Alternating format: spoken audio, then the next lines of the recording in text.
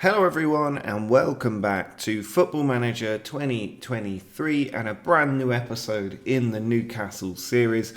We are coming back to this series a little bit quicker in the season than I expected because the Champions League draw has now taken place and there are some interesting fixtures to come.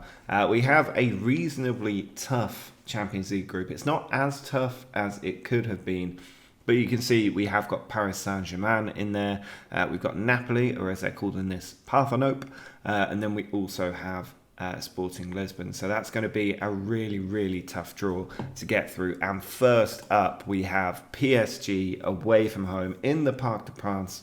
It's going to be a very tough match. But we also have Arsenal in the Premier League just before that. So we're going to do a little double header here to test our mettle and see if we can compete both in the Premier League and in the Champions League this season. Since the last episode where we beat Middlesbrough 4-1 away from home, we had a home match against Aston Villa and Alexander Isak scored a 27-minute hat-trick. His goals were absolutely sensational, especially the second goal that he scored. So I actually do want to show that goal if I can get this to work.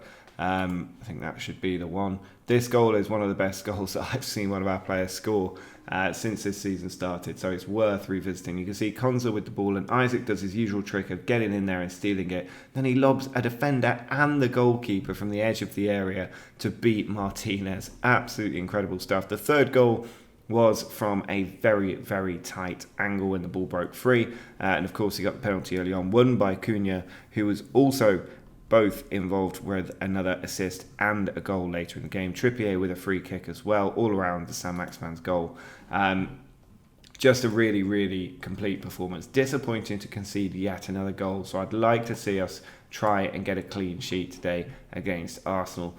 You can see the way we're lining up, not too dissimilar to the last game. One of the big blows at the moment is Almiron is out for a couple of weeks, but it means Saint-Maximin is played on the right and Cunha on the left. The midfield is probably our strongest midfield. Bruno and Camavinga in the centre, Soumare in defensive midfield. And Niakate, since we signed him, has been excellent. Sessegnon has been a big threat going forward from that left-back position as well. So I'm really happy with this improved left side of defence from last season. Certainly in terms of controlling possession and attacking play, it's really been very good. This Arsenal team has not really changed very much. Other than Declan Rice coming in, it's pretty much the same 11 you'd expect to see in the Premier League this season. But we're away from home, so this is always a tough game. Arsenal have been relatively good off the bat. The teams that haven't been so good, Man City struggling, 2 points from 2 games. Liverpool 3 points from 3 games as it stands. But Odegaard with a free kick in a very dangerous area. Hard to get it up and down. We don't have the biggest wall though. And Odegaard does get it up and down.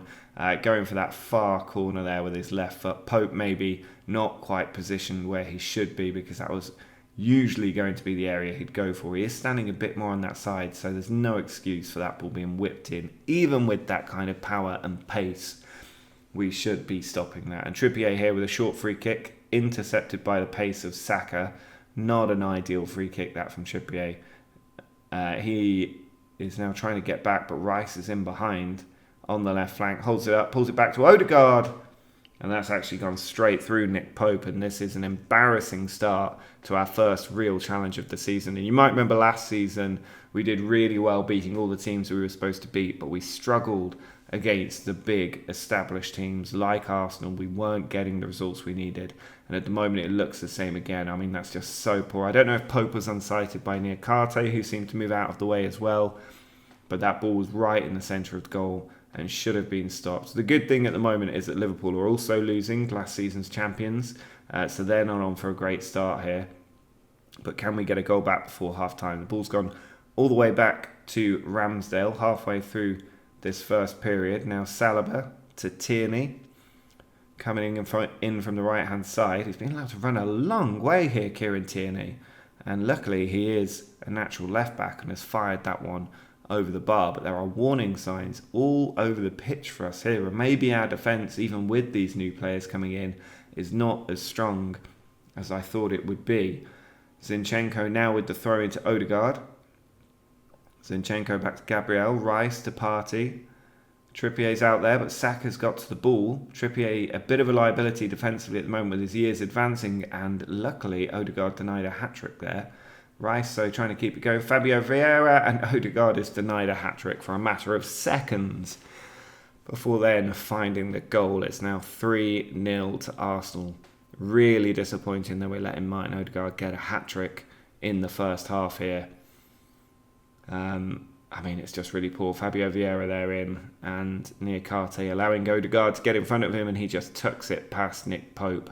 And we are very much failing this first real test of the season. We can smash all of the smaller teams, but when we come up against the big boys, we are not on the same level mentally at the moment. We've been absolutely terrible, completely capitulating in that first half. We've got a throw in here with Trippier in an advanced position. Bruno back to Trippier, puts it into Saint-Maximin.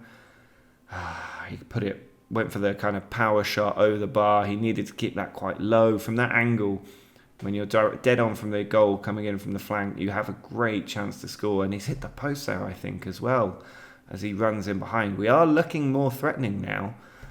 You can see the XG in this game, not too dissimilar. We've had a big uptick since the second half started, but the score sheet is very different at 3-0. He's Saka. Niakate away. Bruno's trying to win it, but it's come for Odegaard. Bruno tries to win it again, but they still have the ball. Rice coming across, and that is just wide of Nick Pope's goal. So it remains 3-0 at the moment. Liverpool still losing as it stands, which is good for us. Sessegnon here to Niakate. Now Garcia, Camavinga back to Niakate. I do enjoy our possession football with the players that we've got. They're all much better at this, but we obviously have frailties in defence. Camavinga there giving the ball away. Here's Rice to Jesus trying to run, and he's found Saka through the middle, goes around the goalkeeper, and he barely puts enough power on that to put it over the line, but it is now 4-0 and some changes definitely required at this point. It's just not good enough, this sort of performance. And it is now 4-0 to Arsenal as we try and make these changes. We're still on 6 points out of 9. It's not a terrible start away from home against Arsenal. You don't necessarily expect to get a victory, but to be smashed 4-0 is poor. And Cunha now is in behind, and it's deflected, and Gabriel off the line. Bruno over to Longstaff, ball over the top again, and Trippier with a risky and slightly powerful header back to Ramsdale there.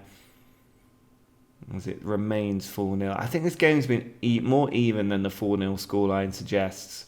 It again doesn't bode well for that game against PSG in the Champions League, but who knows? And Zinchenko there with a foul, and that is a second yellow card for Arsenal.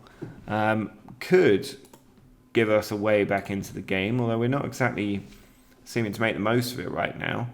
I don't know why they're trying to pin the blame on Nick Pope there. It's been a team failing rather than a Nick Pope failing. Sessegnon has the ball at left back, down the line for Cunha. Longstaff to Sessegnon, and Isaac there has just taken all the pace off the effort as he goes high and wide. I almost can't be bothered to make changes at this point. It's just going to impact the morale of the players that I bring on, I think, coming on for a 4-0 defeat. I'd rather these guys... Oh, what are you doing there, Bruno? That's a straight red card. The frustration getting the better of him. And we are now also down to 10 men. 2 red cards in this game. Not ideal. Might be some punishment being dished out by the Premier League after this one. But a 4-0 beating, even though Arsenal went down to 10 men. And I'm really, really just not happy at the way that we went down so easily. But then we just didn't have the fight even when they went a man down to really create any chances from when they had 10 men. And then Bruno getting that straight red card. Really disappointing. We have Everton at home, though, where we can try and recover our form. And then it's PSG at the Parc des Princes in the next match. Heading into such a big game, the first real big European night at Newcastle for 20 years. I did make changes for the home match against Everton, and we had so many chances in that game.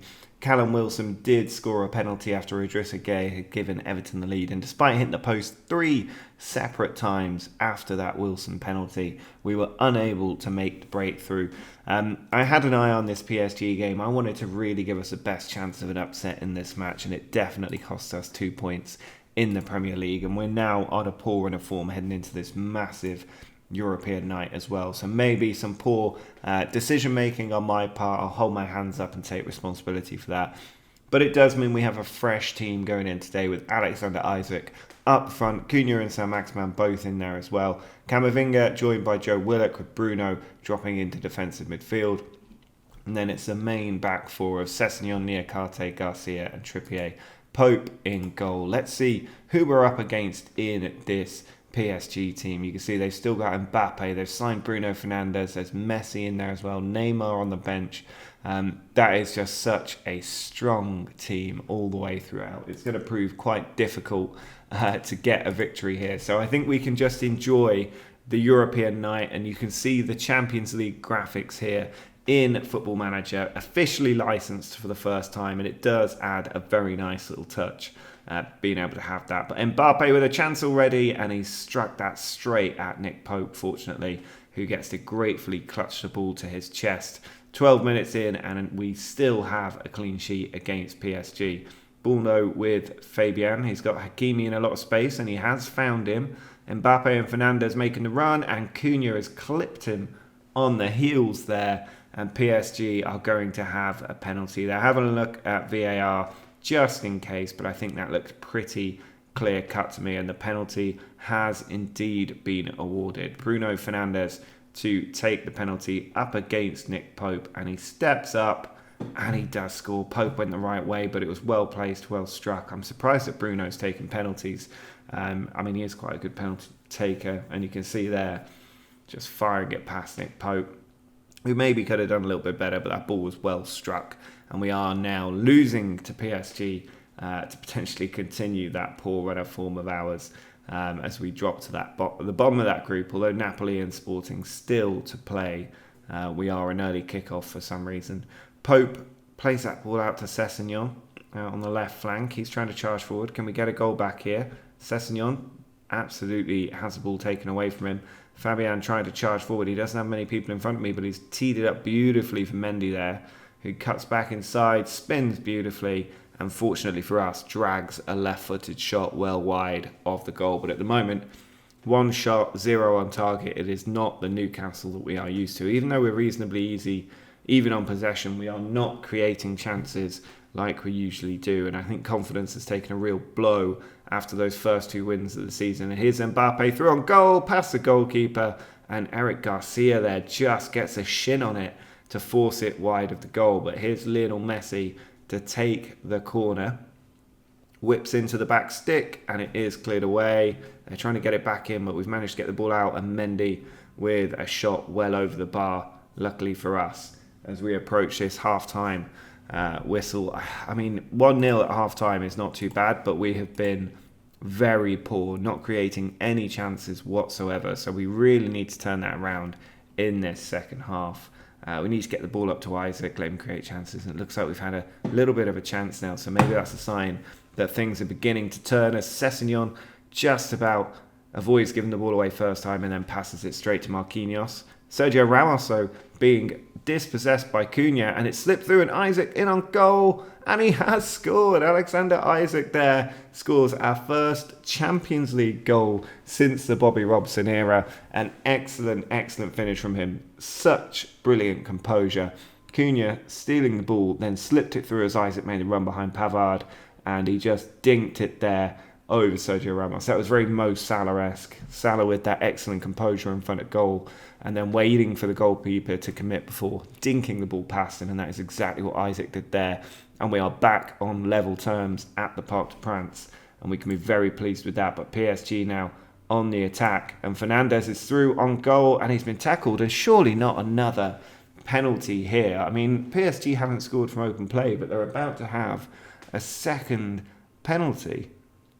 They're just looking at VAR now, and it's not a penalty. Oh, we got quite lucky there, I think. That's a goal kick. It's not often you see them go to VAR and not give the penalty. but it does remain 1-1 with 15 minutes to go. Trippier with a free kick to the back stick, and it's saved by Donnarumma. But we do seem to be doing pretty well now in this second half. We were not great in that first half, but we're creating chances. And at the moment, we're holding PSG out as well. Here's Sessegnon through to Cunha. Isaac could make the run, but he's gone out wide to St. Maximin. Players in there, including Cunha. It's saved, and Isaac puts it in. The flag has gone up. It would be Cunha with the offside if he was. Let's have a look. I think that might be a goal, you know. And it's been disallowed. Cunha was offside that time, so Isaac just denied what would have been a famous second goal. They brought Neymar on for Messi now. They're starting to make changes to try and get back in this game and get the points that they need. They should be beating us, really, but I will absolutely take a point from the Parc des Princes, and I'll take 3 if it's on offer, as Isaac has the ball, giving it straight to Sergio Ramos. They clear it, having to clear their own lines here, PSG, at home when it's 1-1, but with players like Mbappe, they can attack at any point, and now it's Mendes forward to Fernandes. Neymar's through on goal. He spins, and he does do the job. That is classic PSG, to just rely on that top-heavy team that they have to connect and make a goal when there's a bit more space on the pitch. Maybe the fault is on us for leaving it so open as we chased 3 points, but Fernandes there played it through. Beautiful turn from Neymar, and then an excellent finish as well, just curling it round Pope inside that far corner to make it 2-1. And a much more even game than I was expecting, to be honest. So I'm not too disheartened by that. I think we gave our fans something to celebrate. For a while, it looked like we were potentially even going to get the win, but it has ended in defeat for us. But against Napoli and Sporting Lisbon, I have a lot of confidence that we will be able to make our way back and get out of the group stage. Bruno Fernandes there joined PSG for £68 million. A bit of a bargain, really. And it means that we are going through a bit of a rough patch. Up next, we have Palace, Stoke, Man United and Napoli. I'll have a think about where to pick up in the next episode. But if you have enjoyed our little rough patch, do drop a like down below. Make sure to subscribe to the channel if you're new. And until next time, see ya.